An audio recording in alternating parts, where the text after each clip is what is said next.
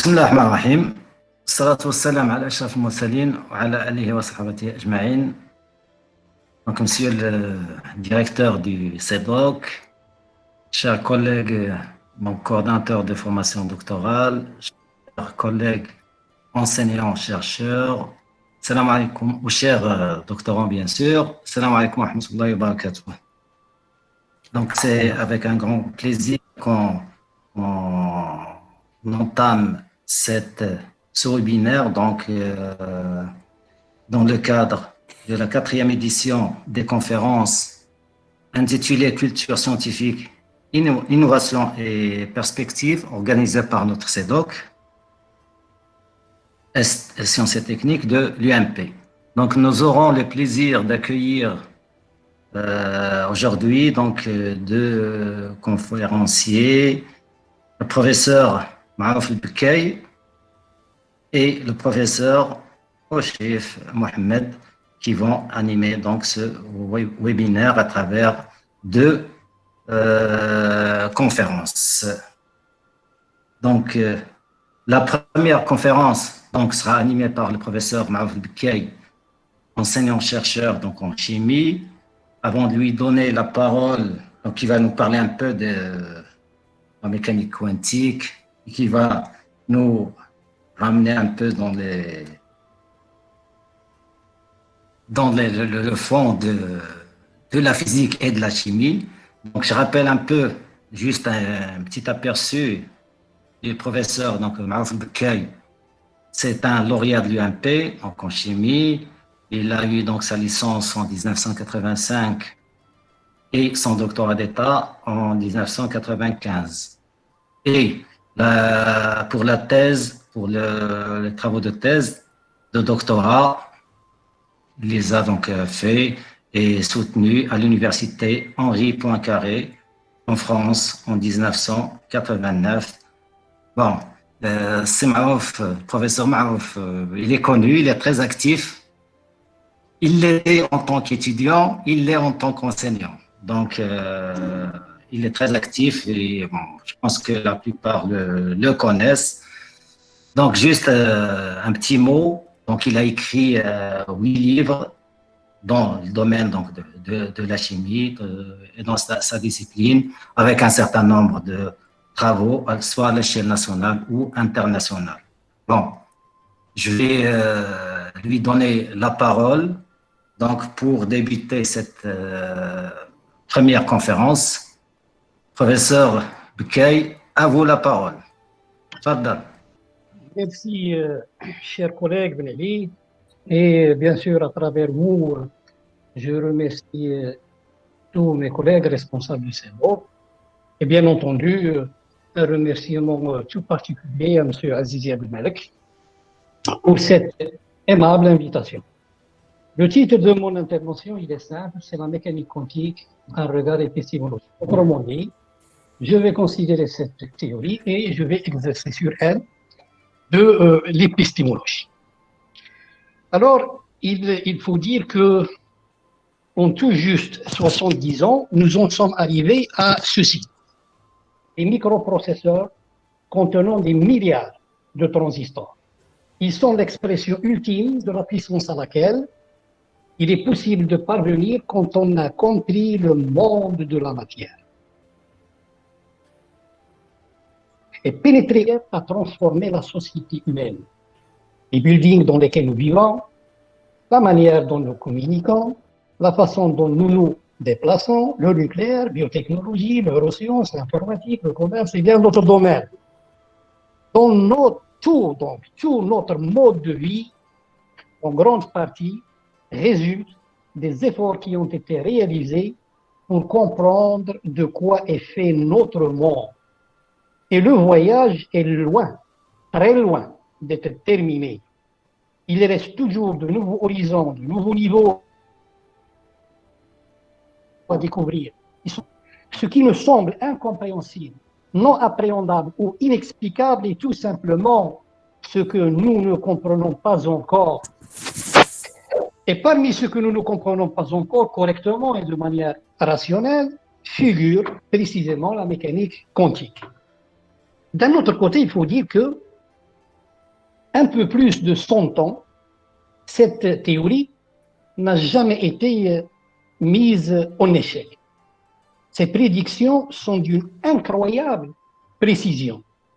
Comme elle a joué, bien sûr, un grand rôle dans cette avancée technologique du XXe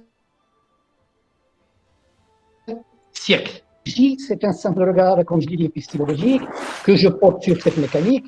Cette mécanique, bien sûr, qui se heurte à une grande réticence de la part de toute raison aristotélicienne. Donc, n'attendez surtout pas, n'attendez pas de moi que je vous donne des réponses définitives, parce que ça, personne ne pourra le faire. D'un autre côté, je ne parlerai de la mécanique quantique que dans sa version, je dirais, orthodoxe, sa version canonique, ou encore sa version. Alors, si on considère cette version de la mécanique quantique, il est évident qu'elle paraît comme une évolution, comme une révolution, et ce à plusieurs titres. Notamment, ces objets ne sont pas les objets, mais ce sont les états physiques des objets. Et au niveau ontologique, les objets qu'elle considère comme réels ne sont pas les objets au sens classique, ni même des combinaisons d'objets classiques. Alors, beaucoup de gens, ils représentent la mécanique quantique comme une simple évolution de la physique. Et alors, on parle de la dualité entre corpuscules, par exemple, comme s'il s'agit d'une simple cohabitation entre les objets de la physique classique et ceux de la physique quantique. On parle parfois du principe dit, entre guillemets, principe d'incertitude d'Heisenberg, en stipulant qu'il est impossible de connaître simultanément la position et la vitesse d'une particule quantique. Ce qui sous-entend que la position et la vitesse ont des valeurs bien définies et que la mécanique quantique nous empêche de les connaître. Or, la physique quantique dit que les objets n'existent pas, et encore moins des objets auxquels sont liés des grandeurs bien définies. En fait, le principe d'Heisenberg, il parle d'une indétermination. La mécanique quantique oblige à réinterroger, si vous voulez, l'opération d'addition. Est-ce qu'en mécanique quantique, un objet plus un objet font toujours deux objets? La question, il est bien légitime, puisque la pierre anguleuse de cette théorie est le principe de superposition. Ce principe-là, il fait aussi bien sa force que l'origine principale de toutes les critiques et les réticences vis-à-vis d'elle.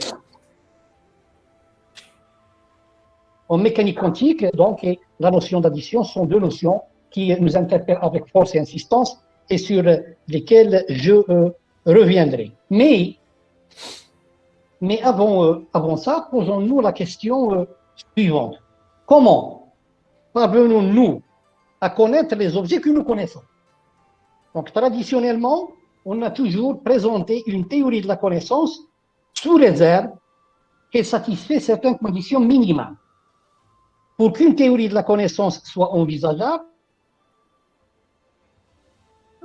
elle doit, et d'abord, distinguer le sujet qui connaît et l'objet à connaître, et qu'une expérience cognitive minimale est requise. Donc, pour accepter une théorie de la connaissance, et pour qu'elle ne soit pas une pure abstraction, il faut une expérience minimale de véritable séparation entre réalité et ce que j'en perçois et crois en comprendre. Et c'est de cette séparation que parle Hegel dans le premier chapitre de la phénoménologie de l'esprit. Il dit « La conscience s'éprouve d'abord dans la certitude sensible, c'est-à-dire la conviction que les sens ne nous trompent pas, et en découvrant l'extrême précarité de son savoir, elle finit par se désespérer d'elle-même pour se résoudre à la nécessité d'une réflexion théorique sur son pouvoir à connaître. L'objet, ce n'est pas moi, l'objet a sa propre réalité, il est autonome, j'ai la mienne, donc comment faire pour le connaître? Ou si vous voulez, en reprenant les propres termes de Hegel, comment il en soi peut-il devenir pour moi? La connaissance passe par ou à travers une relation entre le sujet et l'objet. Cette relation est une structure opérative ou encore une structure cognitive. Une théorie de la connaissance, en fait, c'est une mise en relation d'un sujet et d'un objet qui se fait par le truchement d'une structure cognitive. Piaget nous dit, chaque fois qu'on énonce une phrase traduisant un savoir, les trois éléments, sujet, objet, structure cognitive, se trouvent mobilisés. Et il nous donne deux exemples. Le premier exemple, il est particulier. Donc, si je prends la phrase « la sardine est un poisson », cette proposition manifeste qu'un sujet procède à une classification au terme de laquelle il identifie un objet particulier, en l'occurrence la sardine, comme appartenant au genre poisson.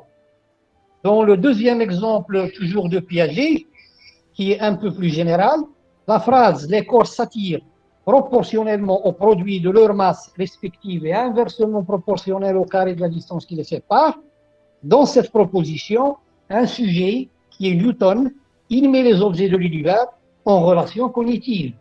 F égale G, M1, M2 sur D carré, relation composée de coordonnées spatiales, de fonctions, de nombres, de multiplication, etc. Donc, la mécanique quantique, si vous voulez, dans sa version de la théorie de jauge du modèle standard,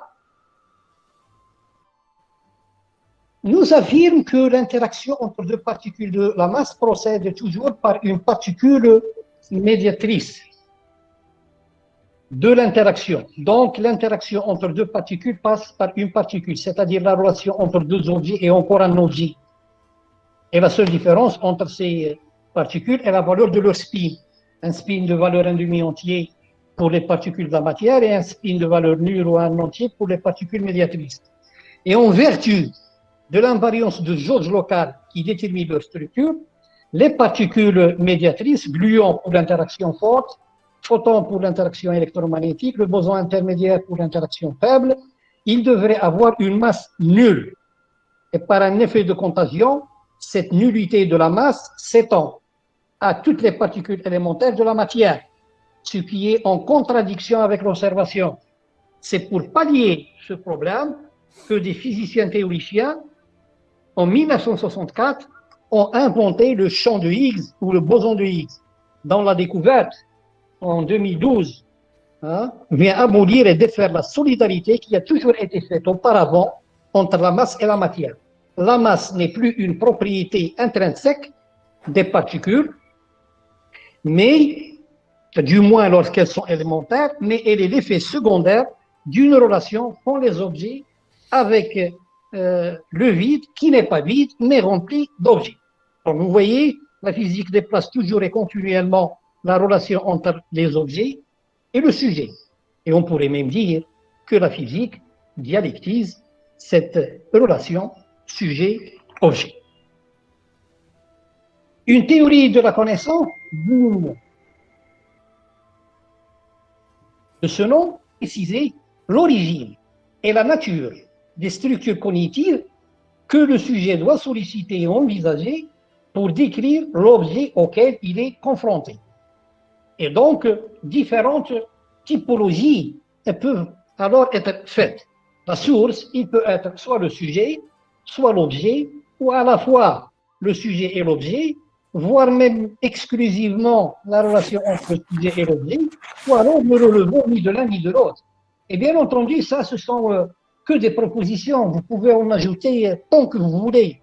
Et par conséquent, différentes théories de la connaissance correspondant à ces éventualités sont possibles. Dans le premier cas, on a l'idéalisme, dans le second cas, on a l'empirisme, dans la troisième situation, c'est le constructivisme, le quatrième cas correspond au structuralisme, et cette limite, autre limite, ne relevant ni du sujet ni de l'objet, ça pourrait être un idéalisme planoticien ou un gnosticisme ou toute autre forme. Donc, l'idée simple derrière ces différents choix est qu'une théorie de la connaissance doit évaluer la part qui revient au sujet et celle qui revient à l'objet. Et alors, plusieurs situations, comme je l'ai dit, sont possibles entre deux limites, entre deux extrêmes. La première, elle consiste à dire que le sujet, la connaissance, pardon, n'est que le résultat d'enregistrement dans le sujet d'informations qui sont déjà organisées dans le monde extérieur. La deuxième limite, elle consiste à dire que la connaissance est produite par le sujet qui possède la faculté d'agencer les données immédiates de la perception. Et nous savons tous le grand débat historique qui est lié justement à ces deux extrêmes dont Descartes, Leibniz, Locke, Berkeley, Kant et pas mal d'autres philosophes sont des protagonistes. Galilée a dit que le langage de la nature, sans lequel il est humainement impossible d'en comprendre un seul mot. Et alors là, ce qui est intéressant dans cette phrase, dans son livre L'essayeur, c'est ce qualificatif, humainement. Alors, que voulait-il dire, Galilée, par humainement? Et alors là, on va retrouver ces deux limites. Est-ce qu'il voulait dire que les mathématiques sont le langage du sujet exprimant comment il interroge la nature et l'appréhende? Ou à l'inverse, les mathématiques sont le langage que lui impose la nature s'il veut la connaître? Et nous retrouvons plus ou moins la même chose sur cet humanisme des mathématiques chez Dirac. Dirac qui disait que toute loi physique doit être empreinte de beauté mathématique. Et alors, chaque fois qu'on lui a demandé « Mais qu'est-ce que c'est que la beauté des équations ?» Eh bien, sa réponse a été « Vous ne connaissez pas vous-même les mathématiques, je ne pourrais pas vous l'expliquer, car vous ne me comprendriez pas. Et si vous connaissez les mathématiques, alors, vous savez déjà ce que j'entends par là. » La question que nous nous posons maintenant est, la mécanique quantique, en tant que théorie, éclaire-t-elle les points que nous venons de soulever ou au contraire, elle invite à une nouvelle théorie de la connaissance qui n'appartient pas aux catégories que j'ai rapidement esquissées?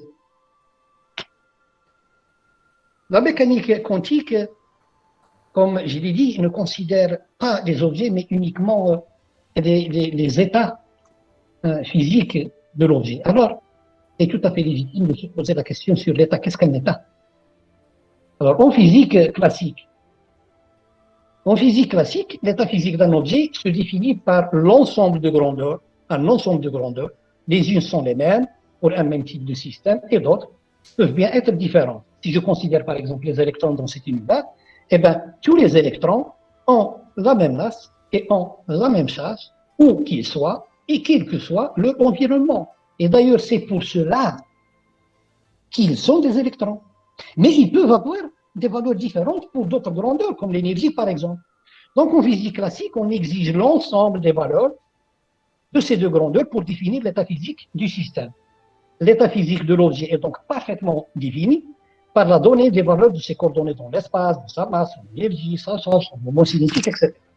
Et la question est, comment on peut représenter son équivalent en mécanique quantique?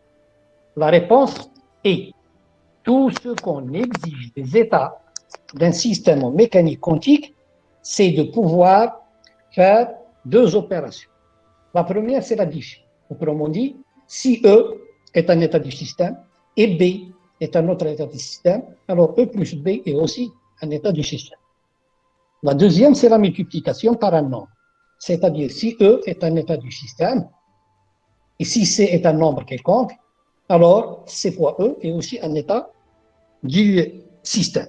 Et dès lors, nous voyons que les états sont des vecteurs, puisque ces deux conditions sont celles d'un espace vectoriel. D'ailleurs, les états sont des vecteurs qui sont appelés vecteurs d'état d'un espace de Hilbert. Et alors, il y a donc une émancipation immédiate qui se fait par rapport à l'espace physique à 3 ou à 4 dimensions, où évolue le système et où on effectue la mesure.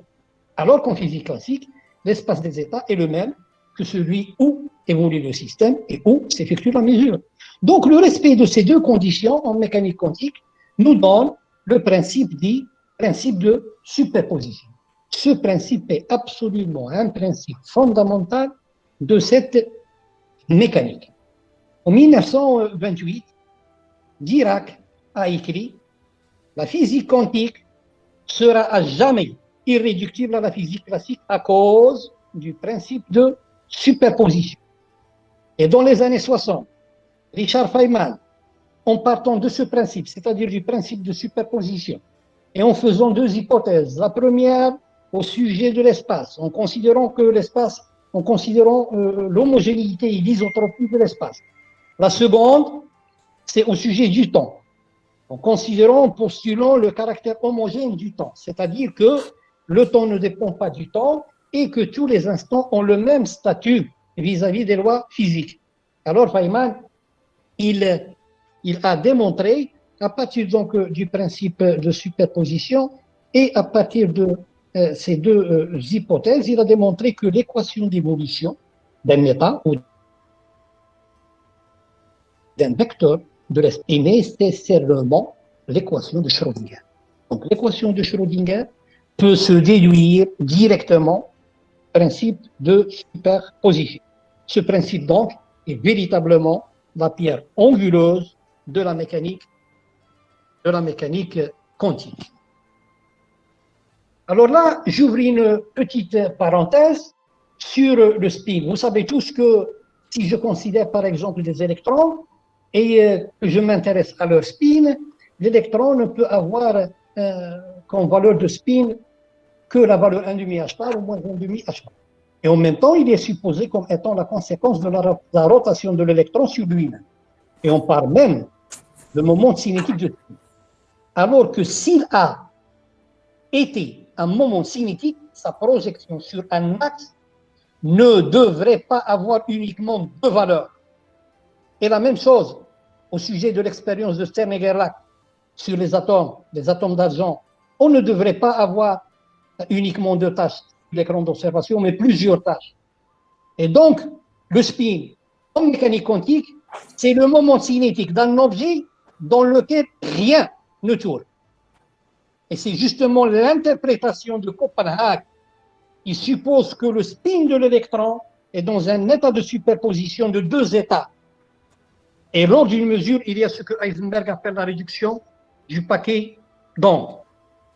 En 1940, Wigner, en utilisant habilement la théorie des groupes et en se plaçant dans le cadre d'un système qui est à la fois quantique et relativiste, il démontre que le spin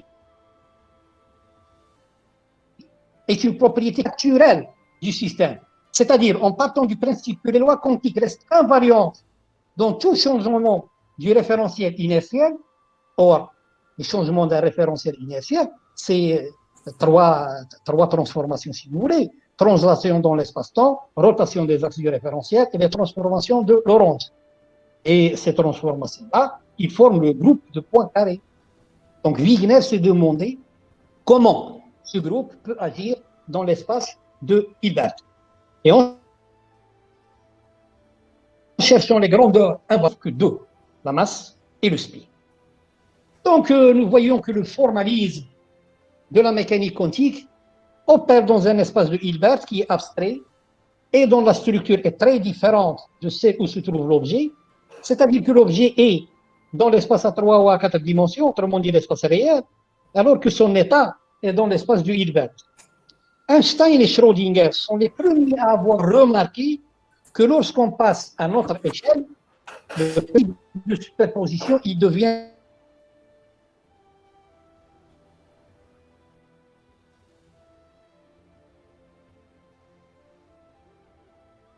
susceptible de déclencher une explosion et fonctionnant avec un élément radioactif. Autrement dit, chaque fois qu'il y a une émission d'une radiation, il y a donc possibilité d'une explosion. Et alors, le baril, il est dans un état superposé, d'un état où le baril explose et d'un état où le baril n'explose pas. Et alors, comme il l'a dit Einstein, on n'a jamais vu ça. Et alors, Schrödinger a eu l'idée géniale de remplacer le baril d'Einstein par le chat que nous connaissons tous, le chat de Schrödinger. Et là, c'est la même histoire, le chat dans une boîte dans laquelle il y a donc une capsule contenant un poison, et le système il fonctionne toujours avec un élément radioactif. Chaque fois qu'il y a une désintegration, il y a la possibilité de l'émission de ce poison-là. Et donc, le chat, il est dans un état superposé, d'un état où le chat est mort et d'un état où le chat est vivant. Et la seule manière de savoir dans quel état se trouve le chat, c'est de faire sa mesure. Alors, on va se poser la question, qu'est-ce qu'un état superposé? On peut penser que c'est un mélange, c'est une moyenne algébrique, géométrique, toute autre moyenne pondérée, avec une quelconque formule. Alors, la mécanique quantique, il répond par un non. Et un non catégorique.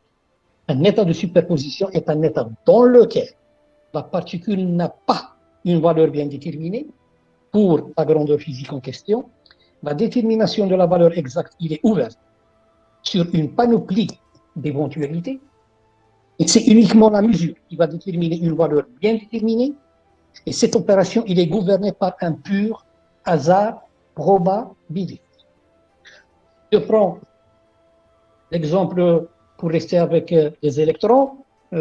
Si je prends des électrons dans un état de superposition de leur vitesse, donc dans un état où leur vitesse est de 1000 km par seconde, dans un deuxième état de 1000 km par seconde, donc quand on fait la mesure, on n'aura jamais par exemple 1500. Chaque fois qu'on fait une mesure, on ne peut avoir que 1000 km par seconde ou 2000 km par seconde. Donc, ce sont les uniques et les deux seules valeurs qu'on va mesurer, avec bien sûr une certaine fréquence pour chacune de ces deux valeurs, donc avec une certaine probabilité, si vous voulez. Il y a donc un problème de description de l'état de l'objet. Quelles sont ses caractéristiques avant la mesure? C'est-à-dire avant la réduction de son paquet d'ondes, comme le postule la mécanique quantique. Et donc, cette non-séparation nous invite à se questionner sur l'opération d'addition. Pour les objets usuels, à notre échelle, la question n'est pas aussi simple comme on peut le penser. Une pomme plus une pomme, c'est bien deux pommes, mais à condition qu'aucune des deux pommes ne soit pourrie, parce que la composition n'accepte pas la décomposition. Puis, il est tout à fait normal que pour les chiffres 1 plus 1, c'est toujours 2, parce que les chiffres, ils gardent leur identité, ce qui n'est pas le cas des objets. Et pour les objets, cette opération d'addition, il dépend même de la manière dont elle est faite. Considérons un premier verre de lait à côté d'un deuxième verre de lait. L'un à côté de l'autre, posés comme ça, ils font bien deux verres de lait. Mais si on verse le deuxième verre dans le premier, il n'y aurait plus qu'un seul verre de lait. Le deuxième ne sera plus appelé verre de lait, parce qu'il a perdu, il a changé d'identité. Pour les objets quantiques, nous savons tous qu'une onde plus une onde, de même nature bien sûr, ne font qu'une seule et unique onde. C'est ce qu'on appelle la superposition des ondes. Mais un photon, qui est une particule quantique, un photon plus un photon, il forme un système qui parfois donne deux photons et dans d'autres cas, non. Donc, si l'idée d'Heisenberg relative à la réduction du paquet d'ondes apporte des éléments de réponse pour la superposition des états, il reste toutefois inefficace devant le changement du comportement d'une particule quantique. Si nous considérons le système expérimental des fonds de Young, dans l'encadré de gauche, il montre le phénomène d'interférence que nous obtenons chaque fois qu'une onde passe à travers des fentes percées dans un matériau à un gabarit E. Alors que dans l'encadré, d'ailleurs cette expérience-là, c'est la signature du caractère ondulatoire. Dans l'encadré de droite, c'est la même expérience, mais avec, au lieu que la source émet des ondes, cette fois-ci, il va émettre des particules qui ne sont pas quantiques. Et donc, ce qu'on obtient, on n'obtient plus un patron d'interférence, donc il n'y a plus de franges d'interférence, mais deux tranches bien séparées. Et ça, c'est la signature, c'est l'expérience qui confirme le caractère corpusculaire d'une particule. Si nous remplaçons ces particules par des électrons, les électrons qui, eux, sont des objets ou des particules quantiques, nous obtiendrons un patron d'interférence. Et alors, sachant que les électrons ont été lancés l'un après l'autre, autrement dit, lorsqu'on lance un électron, on lui donne le temps nécessaire pour pouvoir parcourir la distance qui sépare la source et l'écran ou le gabarit E, c'est-à-dire on lui donne le temps nécessaire pour passer par les fentes, pour qu'il ne soit que lui dans cet espace. Et pourtant, on a des interférences. L'interprétation qu'on donne, c'est que l'électron, il interfère avec lui-même. L'électron interfère avec lui-même, ça veut dire que l'électron, il passe par les deux trous en même temps. Et alors, vous voyez, c'est quelque chose qui est incompréhensible. Le veuille ou pas, c'est le moins qu'on puisse dire. Et donc, alors, les physiciens, ils décident, si vous voulez, de voir par quel trou, si vous voulez, l'électron passe et de s'assurer que. Et alors, voilà, ils vont donc essayer de mettre l'électron sous observation. Sur l'encadré de gauche, le système d'observation, il est entre la source et le gabarit E. Le résultat qu'on obtient, l'écran d'observation, ce sont deux tranches. C'est la signature d'un comportement corpusculaire et non ondulatoire. Ce qui veut dire que l'électron a changé complètement. L'électron, son système d'observation, c'est une particule quantique, il interfère, il donne un patron d'interférence, prend des franges d'interférence, un patron d'interférence, et donc là, il y a un changement dans le comportement, ce qui est très, très bizarre. Dans l'encadré de droite, le système d'observation, il est entre le gabarit E, qui porte les deux, et l'écran d'observation. Et on a la même chose, disparition du caractère ondulatoire au détriment du caractère corpusculaire. Alors, est-ce que la particule quantique est consciente? Est-elle consciente qu'il est sous observation et pour cela elle change de comportement? Plus encore, le résultat de l'encadré de droite, il peut s'interpréter comme si la particule, il remonte le temps.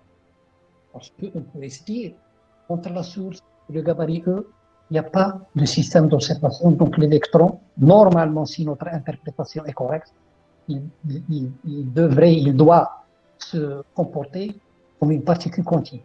Et donc, dans cette partie de l'espace, il va se comporter comme une particule quantique, il va passer par les deux trous, et à la sortie des trous, il va réaliser qu'il y a le système d'observation. Il va changer d'opinion, il va changer d'avis, et il va revenir en arrière. Il va revenir sur ses pas. Il va donc remonter le temps. Donc, vous voyez, c'est une interprétation qui est le moins qu'on puisse dire qui n'est pas assez rationnelle. Donc, Einstein s'est toujours demandé est-ce que la mécanique quantique décrit correctement les états physiques des objets. Il a été convaincu que cette mécanique ne décrit que partiellement les états du système physique. Et encore une fois, c'est Einstein qui a eu l'idée de passer de la situation d'une particule unique à celle de deux particules pour mettre en évidence la situation de malaise pose le principe de superposition et échapper à cette interprétation de réduction de paquets d'ondes ainsi que l'indéterminisme intrinsèque de la mécanique quantique. Alors en fait, l'idée de passer d'un objet à deux objets est une idée qui a déjà été utilisée par Galilée lorsqu'il a mis en échec la théorie d'Aristote concernant la chute des objets. Einstein, lui, il va proposer une expérience de pensée qui est dite expérience des particules intriquées ou les particules dans un état d'intrication. Alors, qu'est-ce que c'est qu'un état? C'est un état d'intrication. Donc, si je prends par exemple, le cas toujours des électrons,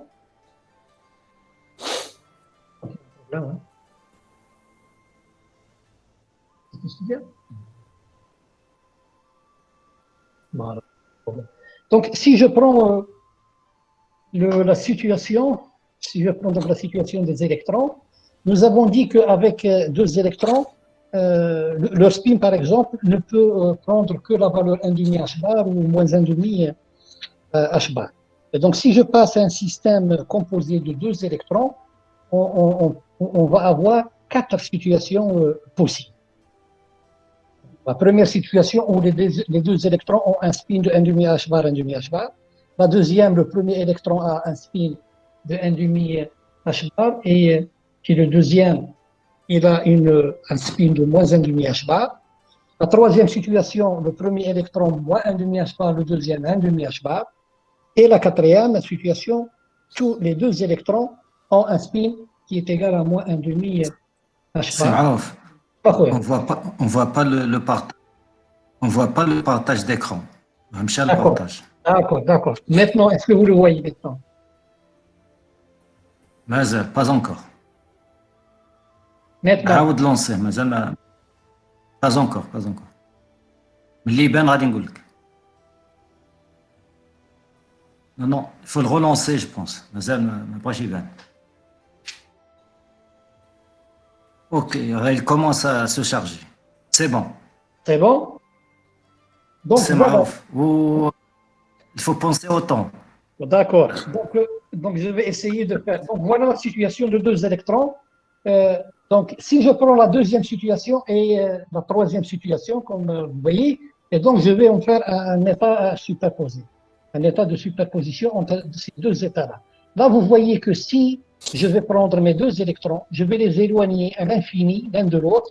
Donc si je fais la mesure sur le premier électron et que je trouve un demi H bar, le spin du deuxième électron est automatiquement, obligatoirement, moins 1,5 H bar.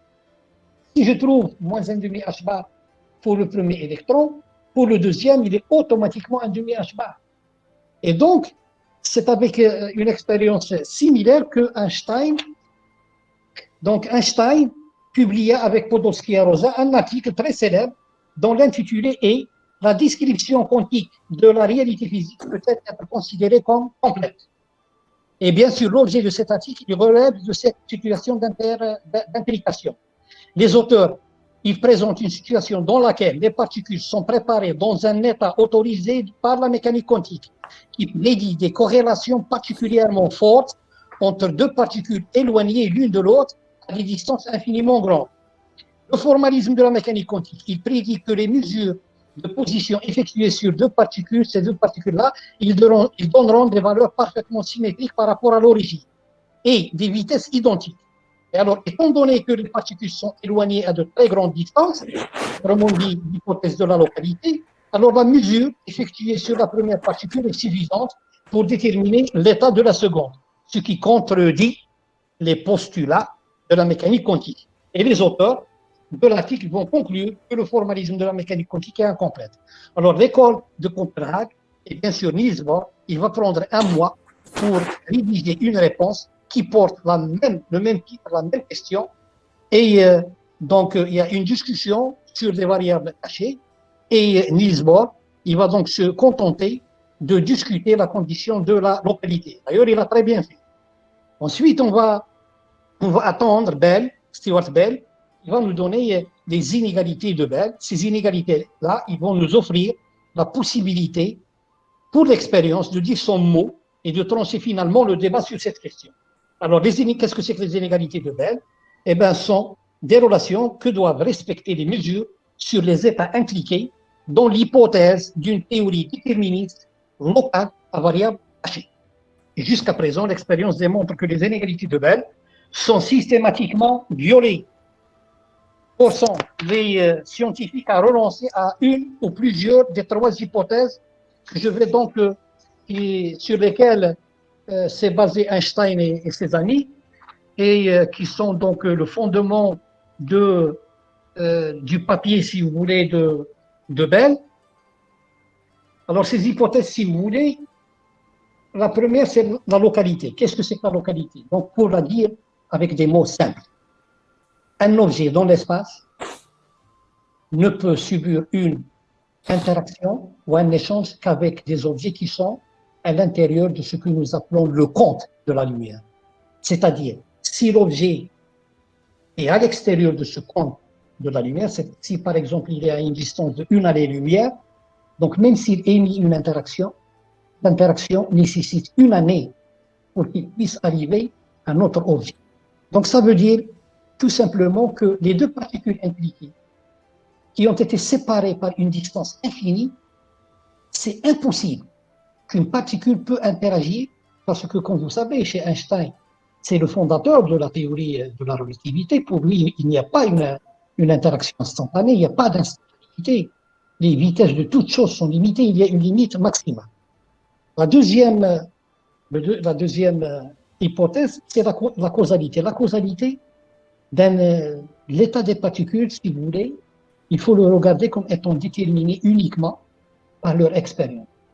Ça veut dire quoi? Ça veut dire que l'état d'une particule, il ne dépend que de l'état initial et de l'ensemble des influences qui sont reçues dans le passé.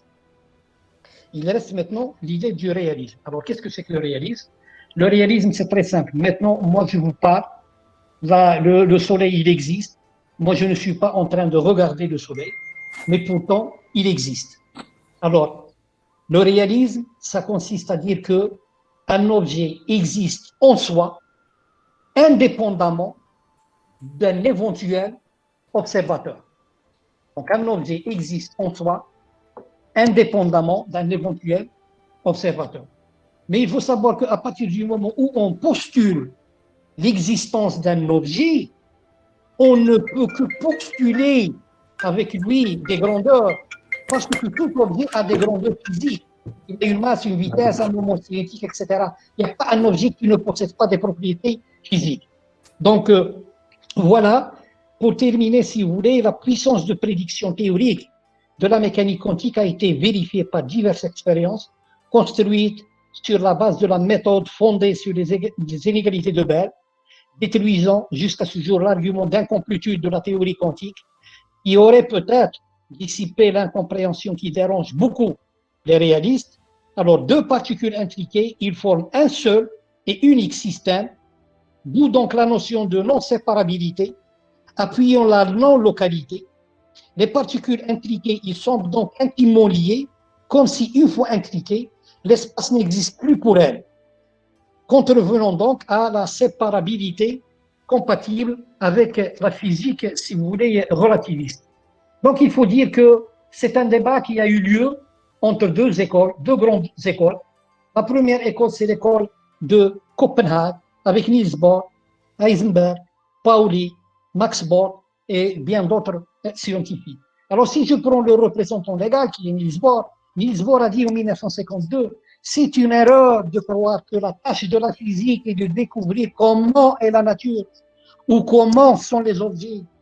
Mais l'objectif et la tâche de la physique, c'est tout simplement ce que nous pouvons nous en dire. Autrement dit, on ne peut pas connaître le réel, mais on est en contact d'une couche du réel. La deuxième école, c'est l'école représentée par Einstein, Erwin Schrödinger, Louis de Broglie, Boris Podolsky, Nathan Rosen et pas mal d'autres scientifiques. Alors Einstein a dit ce que nous appelons science a pour unique but de déterminer ce qui est, c'est-à-dire ce que sont les objets. Autrement dit, lui, il veut que la physique découvre la réalité. Donc voilà, pour terminer, je veux dire qu'il faut être conscient que les théories sont mortelles, à l'instar de leur fondateur. Et cette théorie qui est la mécanique quantique, qui est une théorie non déterministe et probabiliste, il trône encore et de manière très élégante sur le monde de l'infiniment petit. Cependant, son dialogue avec l'école déterministe et réaliste n'est pas définitivement clos. Comme je l'ai dit en introduction, le voyage est loin d'être terminé, les idées, ils se heurtent encore et la discussion est toujours ouverte. Et je vous remercie pour cette écoute qui n'était pas toujours facile. Voilà, je vous rends la parole, Monsieur Plany.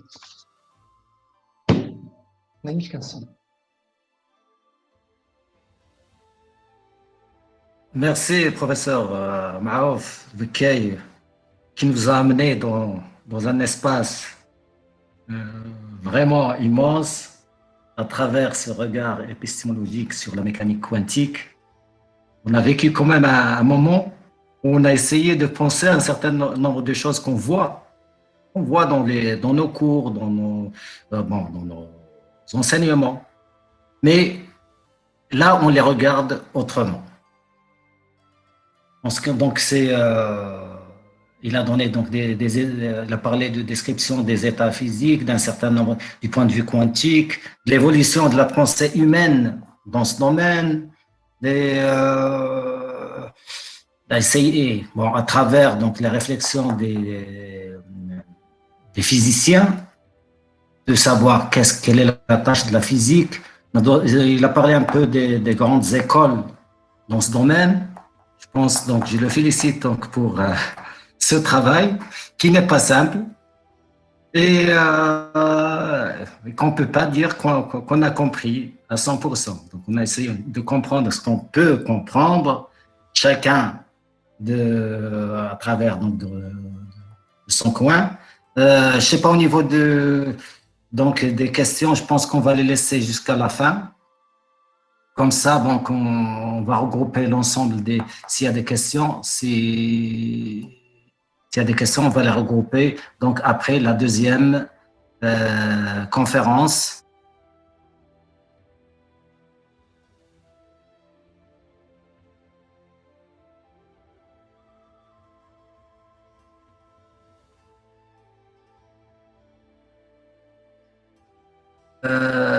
On va profiter donc de cet intervalle de temps donc pour discuter un peu avec le professeur Maouf, donc relever un peu les questions. Donc je vais revenir un peu sur les questions qui ont été posées donc par les collèges. Je vais faire le partage d'écran. Comme ça, vous allez voir les questions. Donc, on voit le partage d'écran. Donc, là. Donc, la première question. Donc, est-ce qu'on ne peut pas dire que la mécanique quantique traite des objets quantiques au lieu de dire qu'il traite des états? Première question. Deuxième question. Quelle est l'expérience qui prouve? Vous voyez le partage? C'est Maouf. Oui, je ne vois pas le partage. Oui. Mais j'ai bien saisi la première question. Voilà. Vas-y, Yalla, vas-y. De la première question, la mécanique quantique, la physique quantique, il est clair et net. La physique quantique, il associe à un objet réel, il lui associe un état, il lui associe une fonction d'onde avec des caractéristiques qui, la conversion se fait par le biais d'un certain nombre de principes. Donc là, la mécanique quantique, il est catégorique. On parle d'un état, bien sûr, un état quantique. Un état quantique qui représente la réalité dans l'espace de Hilbert. Et sinon, pour la mécanique quantique, les objets, ils n'existent pas. Les objets n'existent, un objet n'existe pas. Et seulement son état. Et alors, les objets, on leur associe des états dans un espace de Hilbert et on traite les états, pas autre chose. Donc, il n'y a pas d'existence physique d'un objet. On parle plutôt de son état et on travaille avec son état, tout simplement. On n'admet pas l'existence de tout ce qu'on admet, c'est une fonction abstraite. En fait, qu'est-ce que ça représente, par exemple, la fonction log de x égale x dans la réalité, dans le monde palpable? Qu'est-ce qu'il représente? Rien. f de x égale x. Qu'est-ce que ça représente? Rien. Dans la réalité, c'est la même chose. On associe une fonction d'onde. Mais cette fonction d'onde, elle contient tous les renseignements sur l'objet. Autrement dit, tous les renseignements sont encodés dans cette fonction d'onde parce que, si vous voulez, cette fonction d'onde, elle est construite en se basant sur des principes de la mécanique quantique. Et ce n'est pas n'importe quelle fonction qui représente un état. Ce sont des fonctions il y a des conditions sur ces fonctions. Ce sont des fonctions de carré sommable. Quand on dit des fonctions de carré sommable, ça veut dire qu'on est en plein espace qui est probabilisé. Et donc, c'est ça la philosophie. Il est formellement interdit de parler en mécanique quantique d'un objet. Les objets n'existent pas. Et la même chose pour les grandeurs. avant de faire la mesure.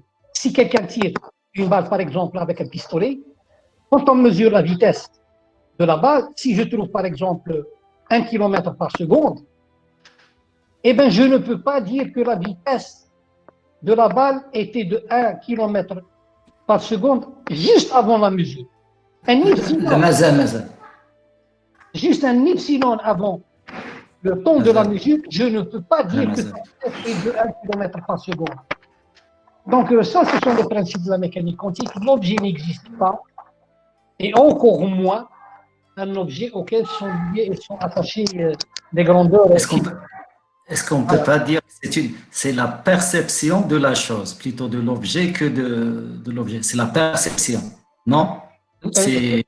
La philosophie. Je suis pas spécialiste, j'essaie de réfléchir. Les gens de la mécanique quantique, ils se basent sur ce que nous appelons l'interprétation. La différence entre la physique classique et la physique quantique. En physique classique, quand on fait une mesure, c'est une sténographie. C'est une sténographie de la réalité. Et en mécanique quantique, non. On fait la mesure et on passe à l'interprétation. Tout l'enjeu est dans l'interprétation qu'on donne aux résultats observés ou mesurés dans le cadre de la mécanique quantique.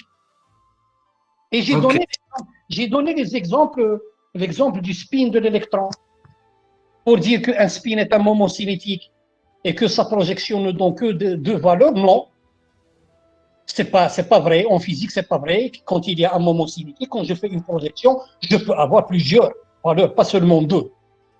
Mais c'est l'interprétation en mécanique quantique qui dit non. L'électron est dans un état superposé de deux états, et chaque fois qu'on fait la mesure, il y a la réduction du paquet d'ondes. Donc en fait, la mécanique quantique, c'est une mécanique qui traite dans un univers qui, comme je l'ai dit, c'est un univers qui est abstrait. Ça veut dire quoi abstrait? Abstrait, il n'y a rien dedans, il n'y a pas d'existence dans le sens du réel. Mais tout l'enjeu, c'est dans l'interprétation qu'on se donne. J'ai donné aussi l'exemple des particules intriquées. L'interprétation des résultats, ça consiste à dire que les deux particules ne forment qu'un seul système et pour lesquels il n'y a pas cette notion de la localité. Donc tout l'enjeu, c'est l'interprétation en mécanique quantique. En physique classique, lorsqu'on fait une mesure, c'est une sténographie du réel, alors qu'en mécanique quantique, en physique quantique, non, c'est autre chose. C'est une interprétation. C'est l'interprétation, oui. On passe à la deuxième question. Quelle est l'expérience qui prouve que l'électron est une onde et non une substance? Je sais pas. Ça, c'est connu, c'est depuis que, donc même avant la naissance, si vous voulez, de la mécanique quantique, l'expérience qui approuve, c'est-à-dire qui pose le cachet. Qui prouve que l'électron est... Par exemple, une particule est une particule, si vous voulez, corpusculaire, c'est lorsqu'elle traverse les fonds de Young, on n'a pas un patron d'interférence. Et si, en passant par les fonds de Young, on a un patron d'interférence, là, nous avons le caractère ondulatoire. L'expérience prouve le caractère ondulatoire, c'est donc le fait de passer par les trous de Young. Si on a un patron d'interférence, on a obligatoirement le caractère ondulatoire qui est admis. Si on n'a pas de patron d'interférence, on a le caractère ondulatoire qui est admis. Donc, voilà. Semaouf, tu vois le partage, tu fais les questions? Des questions, ouais, donc, on a la deuxième question. La troisième question, est-ce qu'on ne peut pas dire que la mécanique quantique traite des objets quantiques au lieu de dire qu'elle traite des états? Donc, ça rejoint, je pense, la première question. Non, sur cette question, j'aimerais bien dire, sur cette question, il faut être catégorique. Il n'y a pas d'objet. Donc, n'essayez pas de lui rajouter des qualificatifs. Ok. Objet quantique, objet imaginaire, objet... Non, écoutez, il n'y a pas de son... Parce que quand on dit objet, on fait illusion au réel, oui, et on fait illusion à l'objectivité. On perd un peu les... À la limite, voilà, Pour certains philosophes, par exemple, au lieu de dire objet, il dit un étant. Et même ça, on parle de l'état. Parce qu'on fait de manière volontaire, on fait une transformation. Nous avons un système physique, on lui associe dans un espace de Hilbert une fonction. Comme je vous l'ai dit, ça représente quoi la fonction f de x égale exponentielle x dans le réel? Ça ne représente rien. C'est la même chose pour une fonction d'onde. Sur le réel, il ne représente rien. Mais quand même, c'est une fonction qui contient tous les renseignements sur l'objet. Il faut seulement savoir questionner la fonction. Donc, et pour la questionner, il y a des êtres mathématiques qui sont des opérateurs. Et pour chaque grande physique, il y a donc un opérateur spécial. Et donc, voilà ce que je peux dire. Ok, Ouais. c'est bon. Merci pour ces éclaircissements. Je passe à une autre question. Donc, est-ce que l'objet quantique, donc il y a toujours le terme objet, bon, Voilà. qui n'est pas donc à sa place. L'objet, voilà, c'est ça. Bon, Ah ouais, ouais. peut-être que je n'étais pas convaincant. Là, c'est la perception des choses. C'est pas évident de se détacher de ce qu'on sait. Donc, je pense que pour rentrer Alors, dans là, je vois une le question. quantique, Est-ce que l'objet, mais c'est pas grave, l'objet quantique cible existe d'ailleurs avant la mesure ou bien il y a un champ qui vibre comme le stipule la théorie quantique des champs, etc. Bon, moi, je vous l'ai dit, j'ai exercé de l'épistémologie sur la mécanique quantique, sur la théorie quantique dans sa version orthodoxe, dans sa version standard. C'est-à-dire que j'ai évité la théorie des champs, la théorie des cordes. C'est ce qui est admis, c'est le socle minimum qui est admis par toutes les théories qui ont le qualificatif de théorie quantique. Donc, autrement dit, c'est les 5 postulats, si vous voulez, fondamentaux qui ont été élaborés avec du temps et dont les initiateurs sont donc les physiciens de l'école de Copenhague. Donc, voilà ma réponse à cette question. voilà. Donc, on passe à la question suivante. J'arrive toujours pas à contacter ce chef. Je ne sais pas ce qu'il a comme adepte. C'est la question, l'avant-dernière question. Si l'intrigation quantique nous informe sur la non-localité de la physique. Non-localité de la physique à l'échelle quantique, comment on peut expliquer la localité de la physique à l'échelle macroscopique? La localité. Comment passer du microscopique au macroscopique, je pense. Non, la notion de cette hypothèse de la localité en physique classique, comme je vous l'ai dit, dans l'espace, les objets, ils peuvent interférer. Dans l'espace, il y a des interactions entre les objets. Mais cette interaction, pour parvenir d'un objet 1 à un objet 2, elle doit mettre un certain temps. Oui. Parce qu'elle va se propager avec une certaine vitesse. Alors, puisque dans le cadre de la relativité, la vitesse, cette grandeur est limitée, il a une vitesse maximale de propagation dans l'espace, qui est la vitesse de la lumière. Donc, si je prends par exemple 2 objets qui sont séparés d'une année-lumière, et que l'un d'entre eux, il va donc interagir ou émettre une radiation ou une influence ou n'importe quoi. Eh bien, pour parvenir à l'autre objet, il lui faut une année. Oui. Parce qu'il n'y a pas d'instantanéité. Et alors, cette notion de localité, ça veut dire quoi? Les gens, lorsqu'ils discutaient de cette expérience, dite l'expérience de PR, les 2 particules, ils sont séparés à l'infini. Donc, moi, quand je fais la mesure, par exemple, du spin ou de la vitesse ou de toute autre grandeur sur la particule numéro 1, je ne peux pas, cette mesure ne peut pas perturber la deuxième particule. Parce il se trouve à l'infini. Ouais. Maintenant, quand on passe au macroscopique, là, déjà, le principe de superposition, il se perd. À notre dimension, il n'y a pas de principe de superposition. Je vous l'ai dit, j'ai parlé d'Einstein. Je vous ai dit que Einstein et Schrödinger, ils étaient les premiers qui ont remarqué que lorsqu'on passe à notre échelle, le principe de superposition, il nous met dans une situation de malaise. Parce que les physiciens, maintenant, ils l'expliquent. Ils disent qu'au fur et à mesure qu'on monte sur l'échelle de la dimensionnalité, il y a la réduction du paquet d'ondes. Un paquet d'ondes, ça veut dire que ce sont les états, tous les états possibles qui sont là, qui sont superposés. Et au fur et à mesure qu'on monte dans l'échelle de la dimensionnalité, ce paquet se réduit. Exactement comme dans le cas de la réduction au niveau subatomique, au niveau d'une particule quantique, par exemple. Si nous supposons qu'on a, par exemple, l'exemple que j'ai donné tout à l'heure sur la vitesse, deux états de la vitesse superposés, un état où la vitesse est 1000 km par seconde et le deuxième ou 2000 km par seconde, par exemple. Mais quand je fais la mesure, je vais trouver au 1000 ou 2000.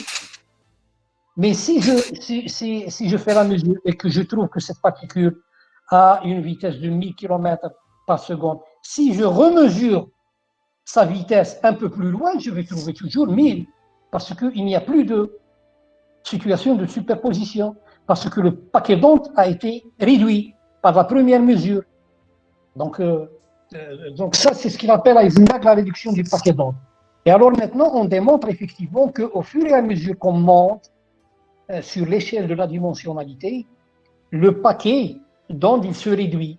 Et arrivant à notre objet, c'est-à-dire à notre dimension, on ne peut pas parler de superposition. On ne peut pas parler de superposition. Le chat de Schrödinger, le chat, il est dans un état où il est mort ou il n'est pas mort. Il n'y a pas de superposition. Le baril, il est là dans un état où il va exploser ou il ne va pas exploser. Donc voilà ce que je peux dire. Ok, il y a une dernière question là. Donc, la dernière question, tu peux la lire en rouge. Oui, Donc, on peut dire que nous sommes des ondes à partir de cette théorie de la mécanique quantique. quantique. En principe, Est-ce qu'on oui. est des ondes? En principe, oui. Nous sommes des ondes. C'est vrai, mais l'onde que les gens vont nous associer, c'est une onde qui est quasiment, si vous voulez, quasiment nulle, parce que nous ne sommes pas des objets quantiques. Il faut pour un système, pour savoir si ce système-là, il peut être considéré comme un système quantique ou comme un système non quantique, il faut calculer une action.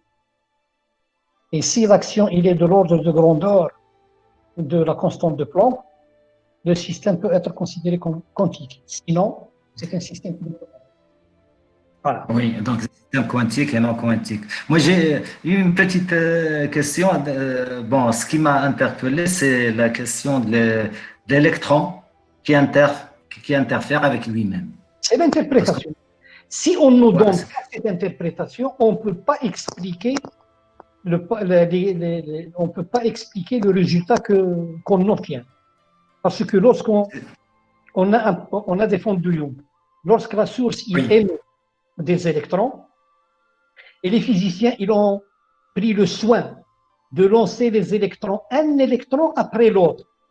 Et ils ont donné tout le temps à l'électron pour qu'il puisse parcourir cette distance tout seul. Et malgré cette précaution, on obtient des interférences. Alors comment on peut les... C'est l'interprétation, c'est de ça que je parlais. C'est l'interprétation.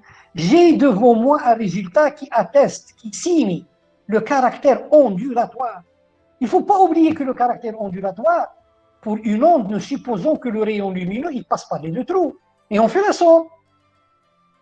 Donc, il faut admettre ça. Sinon, on ne peut pas, nous sommes devant un résultat. On ne peut pas expliquer. On peut voilà. pas expliquer. Donc, c'est l'interprétation qui rentre en ligne de compte. Voilà. Donc, il faut accepter cette interprétation parce que c'est la seule qui peut expliquer le fait qu'on a. Parce que si on élimine cette interprétation, on ne peut pas le voir à notre échelle. On ne comprend pas ce résultat. Ça veut dire que Si on ne comprend pas ce résultat-là, ça veut dire que soit notre théorie est erronée parce que en physique, si vous voulez, d'un point de vue philosophique, lorsqu'on est devant un résultat et qu'on n'arrive pas à l'expliquer dans le cadre de notre D'une théorie. théorie. Alors, qu'est-ce qui s'est passé? Donc, si je questionne le passé, il y a trois choses possibles. Soit que dans mon système expérimental, il y a des erreurs au niveau du matériel, au niveau De la mesure. De la voilà. mesure. La deuxième possibilité, c'est la possibilité, si vous voulez, législative. Ça veut dire quoi législative? Ça veut dire que là, on est sûr et certain que notre théorie ne marche pas et il faut donc une autre théorie qui explique tous les points que la première théorie explique. Je disais que la deuxième possibilité, c'est qu'il y a donc des solutions législatives. Je disais que lorsqu'on est devant un résultat qu'on n'arrive pas à expliquer dans le cadre d'une quelconque théorie, alors là, il y a trois possibilités. Et d'ailleurs, c'est ce que l'histoire des sciences nous dit. Soit qu'il y a une erreur dans le protocole expérimental, donc des câbles qui ne tiennent pas, un matériel défaillant ou un truc comme ça. La deuxième possibilité, c'est que notre théorie ne marche pas. Et ça, c'est ce qu'on appelle la solution législative. C'est ce qui s'est passé, par exemple, avec Albert Einstein, qui a expliqué le périhélie de Mercure, parce que la théorie de Newton n'arrivait pas à expliquer le périhélie de Mercure.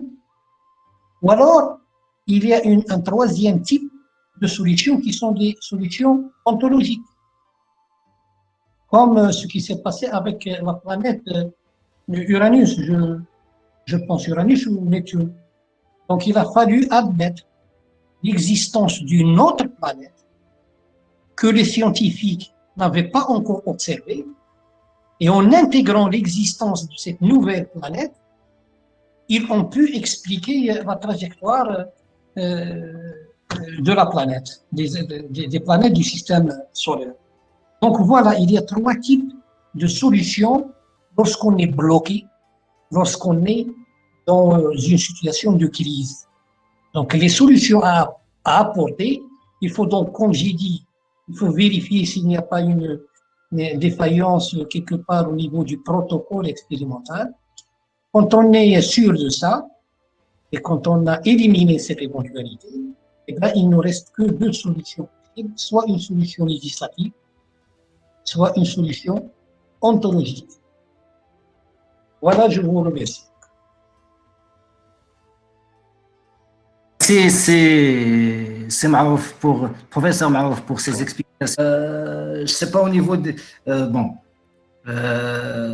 au niveau des questions, j'ai pas relevé beaucoup de questions. Je vois deux questions. On a profité avec le professeur Marouf pendant la coupure. Oui. Et on a bien discuté. Donc la première partie, c'est déjà pas mal. La deuxième partie, on a, vu le temps, on n'a pas beaucoup de temps, mais j'ai quand même une question. Est-ce que ça rejoint l'explication donnée à un verset coranique, là, comme quoi ce que l'on voit ne sont pas les astres, mais leur emplacement? Je sais pas, une question qui est adressée ici au chef ou le professeur Maouf. Là, je la vois plus pour le professeur Maouf. C'est Maouf, tu m'entends?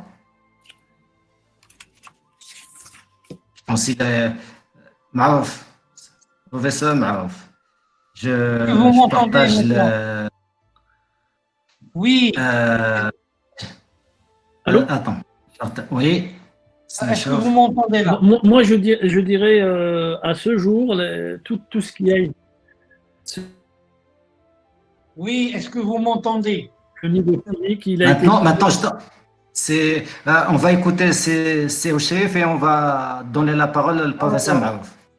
D'accord. l'idée, je vais partir بآية قرآنية ثانية وهي التي تقول بسم الله الرحمن الرحيم يوم نطوي السماء كطي السجل للكتاب J'ai le kitab. كما بدأنا أول خلق نعيده وعدا علينا إنا كنا فاعلين. Donc, Allah tabaraka wa ta'ala, qu'est-ce qu'il nous dit que le Kawn, quand il a été créé, le Big Bang, il était créé à partir d'un point, c'est un livre qui était fermé et il commence à s'ouvrir. Donc il s'ouvre avec des feuilles qui s'éparpillent. Ces feuilles s'éparpillent dans le sens que c'est le livre qui s'ouvre. Et c'est ce qu'on appelle les variétés différenciables. Donc s'il y a des mathématiciens, ici le directeur du CEDOC peut nous expliquer ce que ça veut dire une variété différenciable. Donc l'ouverture du livre, il y a des feuilles qui s'ouvrent, donc l'univers s'ouvre. Donc l'univers, il est en expansion. À un certain moment, la théorie nous dit qu'il va y avoir une singularité dans le temps et ce livre, il va commencer à se refermer. Vous voyez ? Jusqu'à retourner à un point, c'est-à-dire jusqu'à la fermeture du livre. Et ça sera une tranche. C'est le principe, ça c'est le modèle cosmologique, il est défini comme ça. Et donc, normalement, la position des astres, comme elle était décrite dans le Coran, elle est bien définie par la science. Un astre, il ne peut pas aller ailleurs, il suit sa trajectoire, il est toujours sur son orbite. Et l'univers, il évolue de telle manière que tout est bien calculé. Donc on ne peut pas dire qu'il y a un astre qui sort de son coin ou qu'il a percuté un autre, etc. Donc on ne peut que s'incliner avec la création divine et Allah, elle est absolue dans tous les termes et dans tous les sens. On va donner la parole, c'est professeur Marouf. Tu nous écoutes. Oui, merci. Vous voulez intervenir? Est-ce que vous m'entendez là? Oui. On t'entend. On est qu'un smart. Donc moi j'ai écouté la question. Alors pour moi la chose il va se présenter tout autrement. Moi je dis que le Coran, qui est le message divin d'Allah, c'est un livre de la foi. Et il faut donc laisser la foi et ne jamais, à mon humble avis, essayer de faire du Coran un livre de science, un livre de physique, un livre de médecine, un livre de je ne sais quoi. La science, c'est une chose. Les théories scientifiques, ils sont mortels. Ils changent. À un moment donné, on a raison, notre raison est très limitée. Demain, cette théorie n'est plus valable.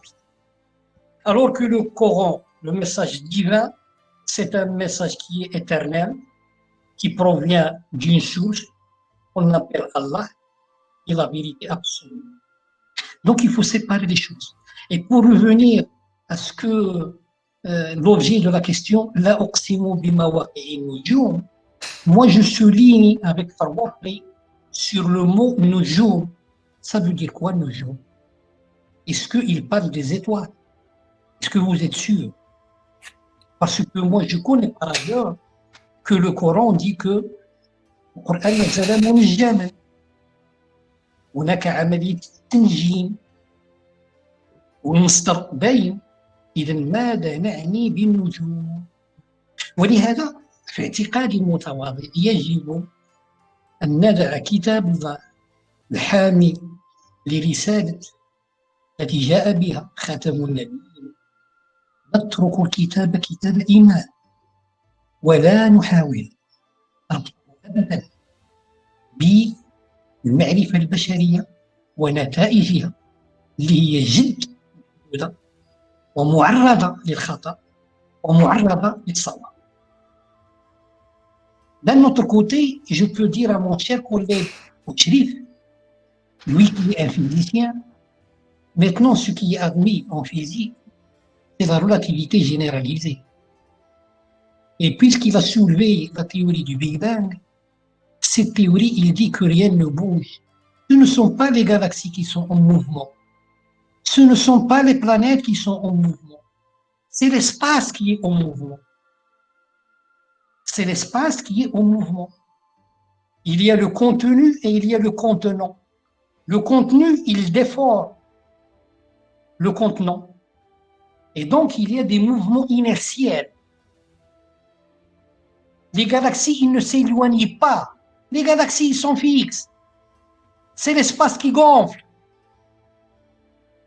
Donc, pour cela, moi, je préfère, et essentiellement pour nous, musulmans, de jamais ne mettre sur la table des connaissances humaines qui sont très précaires, qui sont assujetties à beaucoup, de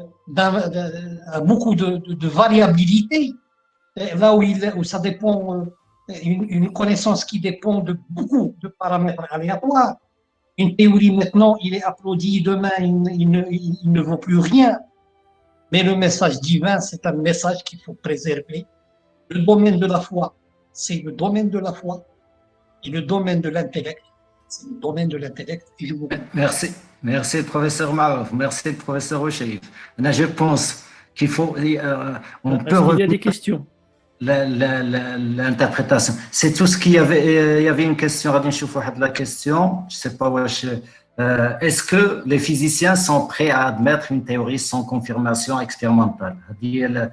C'est une question, c'était la dernière question que j'ai relevée.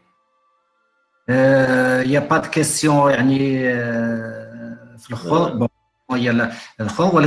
ça ouvre le champ à beaucoup un questionnement. Moi j'ai un exemple que j'aime beaucoup, c'est la quantification de la charge magnétique.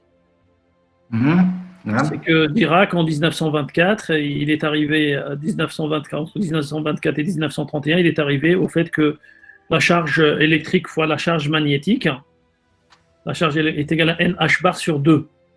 Donc il a quantifié la charge magnétique. La quantification de la charge magnétique a pour conséquence divergence de B est différent de 0. De 0, c'est... Oui.